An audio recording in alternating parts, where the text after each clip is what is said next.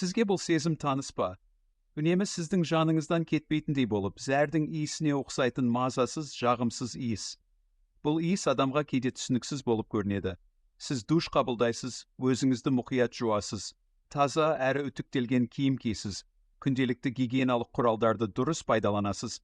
Бірақ соған қарамастан сол бір жайсыз иіс қайта-қайта пайда болатындай әсер қалдырады.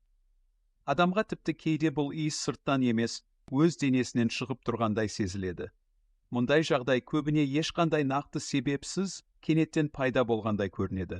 Сондықтан адам абдырап қалады және не істеу керегін түсінбей қалады. Әсіресе мұндай мәселе 60 жастан асқан әйелдер арасында жиі байқалады. Бірақ бұл тек жасқа ғана байланысты құбылыс емес екенін көп адам біле бермейді. Ең маңыздысы, бұл жағдайдың артында көбіне табиғи қартаю ғана емес, жылдар бойы қалыптасқан, адам өзі байқамай қайталай беретін күнделікті әдеттер мен өмір салты жатыр.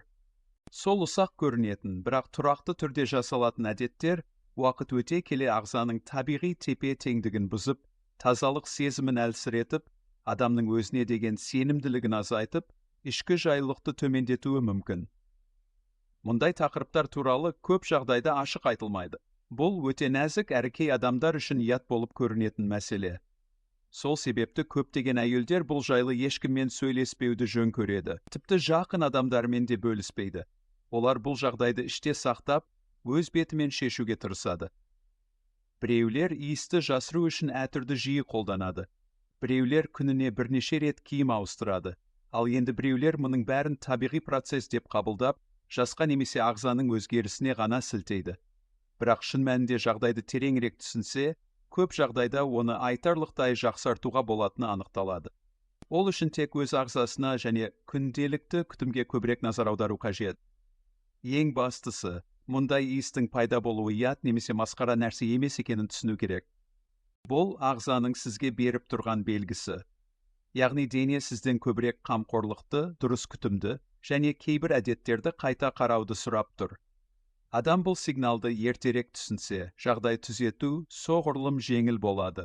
Көптеген әйелдер жылдар бойы кейбір әдеттерінің дәл осы жағдайға әсер ететінін білмей жүреді, ал оларды өзгерту өте қарапайым болуы мүмкін. Бірінші және өте жиі кездесетін қателіктердің бірі зәрдің аз мөлшерде бөлінуін елемеу. Көптеген әйелдер мұндай жағдайды қартаюдың табиғи әрі өзгермейтін бөлігі деп санайды.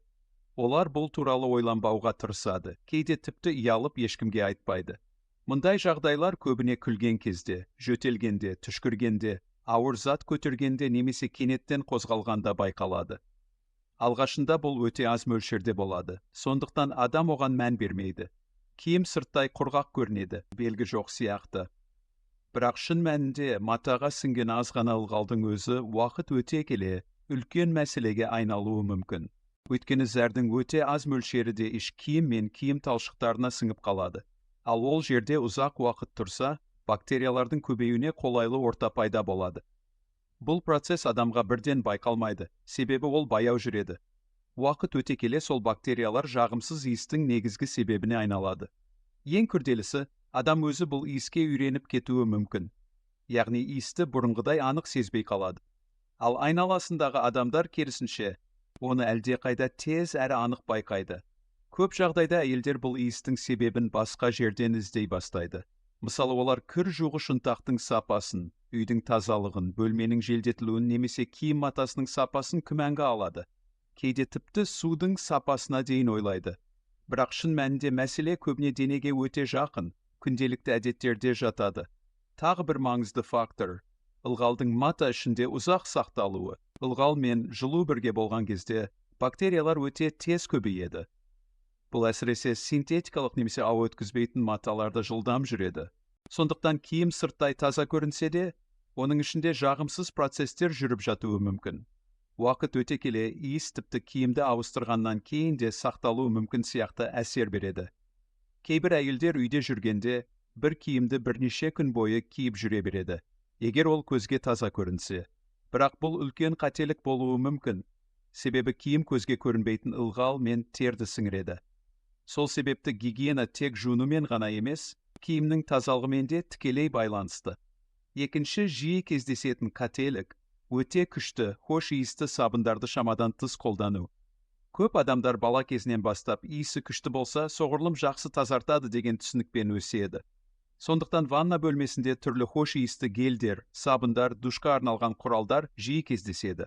Олар гүл, жеміс немесе парфюм иісімен адамға тазалық сезімін береді. Жас ұлғайған сайын терінің құрылымы өзгереді. 60 жасқа жақындаған кезде, немесе одан кейін тері біртіндеп жұқарады, құрғайды және сезімтал бола бастайды. Оның табиғи қорғаныс қабаты әлсірейді. Егер адам үнемі агрессивті химиялық құралдарды қолданса, ол терінің табиғи тепе-теңдігін бұзады. Терінің қорғаныш қабаты әлсіреген кезде бактериялардың көбеюі жеңілдейді. Ал бұл өз кезегінде жағымсыз иістің күшеюіне әсер етеді. Кейде адам өзіне күтім жасап жатырмын деп ойлайды. Бірақ шын мәнінде керісінше әсер беретін әрекеттерді жасайды. Мысалы, тым жиі жуыну немесе өте күшті сабын қолдану теріні тітіркендіріп, құрғатып, жағдайды одан сайын ушықтыруы мүмкін. Үшінші маңызды қателік гигиеналық төсемелерді немесе арнайы құралдарды ұзақ уақыт ауыстырмау. Көп әйелдер сыртқы беті құрғақ көрінсе, оны ауыстыру қажет емес деп ойлайды.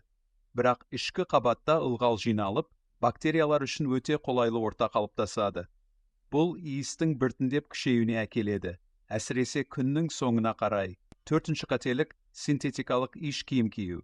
Синтетика әдемі, созылған ыңғайлы болып көрінгенімен, ол ауа өткізбейді. Тер мен ылғалды ұстап қалады. Нәтижесінде дене жылыжай сияқты ортаға түседі. Мұндай ортада бактериялар тез көбейеді, ал бұл иістің пайда болуына тікелей әсер етеді.